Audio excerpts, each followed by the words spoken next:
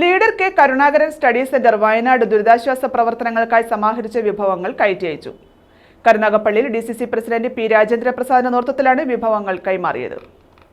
വയനാട് ദുരിതാശ്വാസ പ്രവർത്തനങ്ങൾക്കായി leader K Karunakaran study സെന്ററിന്റെ നേതൃത്വത്തിലാണ് കരുനാഗപ്പള്ളിയിൽ നിന്നും വിഭവങ്ങൾ സമാഹരിച്ചത്.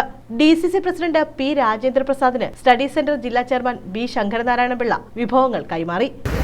വയനാട് ദുരന്തം നമ്മുടെ നാടിനെ ഞെട്ടിച്ചു എന്നാണ്. ഔദ്യോഗിക കണക്കനുസരിച്ച് 402 പേർ മരിച്ചു എന്നാണ്. പക്ഷേ അതിനേക്കാൾ എത്രയോ അധികം ആളുകൾ നഷ്ടപ്പെട്ടിട്ടുണ്ട് എന്നാണ് സാഹചര്യങ്ങൾ നമ്മളെ ബോധ്യപ്പെടുന്നത്. ഇങ്ങനെയൊരു ദുരന്തം നമ്മുടെ നാട്ടിൽ ഒരിക്കലും ഇനി ഉണ്ടാകാതിരിക്കട്ടെ എന്നാണ് നമ്മുടെ പ്രാർത്ഥന. ആ ദുരന്തത്തെ അതിജീവിച്ച് ജീവിതത്തിലേക്ക് കടന്നു വന്ന വലിയ സമൂഹമുണ്ട്. 10,000 ആളുകളാണ് ക്യാമ്പുകളിൽ കഴിയുന്നത്. വീട് നഷ്ടപ്പെട്ടു, സമ്പാദ്യം മുഴുവൻ നഷ്ടപ്പെട്ടു, ഭൂമി നഷ്ടപ്പെട്ടു. അവരിനി എങ്ങോട്ട് പോകുമെന്ന് യാതൊരു നിശ്ചയമില്ല.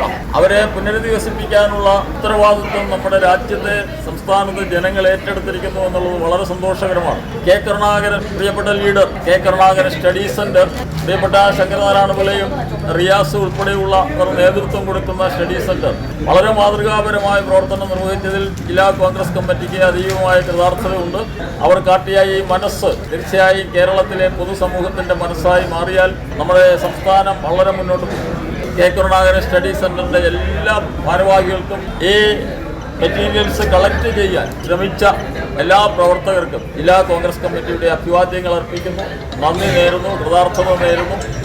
AICC അംഗം advocate Bindu Krishna, KPCC secretary Suraj Ravi, DCC general secretary Leelakrishnan, Mayyanad മണ്ഡലം കോൺഗ്രസ് പ്രസിഡന്റ് അജിത് തുടങ്ങിയവർ പങ്കെടുത്തു. സ്റ്റഡി സെന്റർ ജില്ലാ വൈസ് ചെയർമാൻ റിയാസ് റഷീദ്, അനിയൻ കുഞ്ഞ്, സന്തോഷ് ആദിനാട്, അജീഷ് പുതുവീട്ടിൽ, വാലേൽ ദേവരാജൻ തുടങ്ങിയവരുടെ നേതൃത്വത്തിലാണ് വിഭവങ്ങൾ സമാഹരിച്ചത്. News bureau, Karunagappally.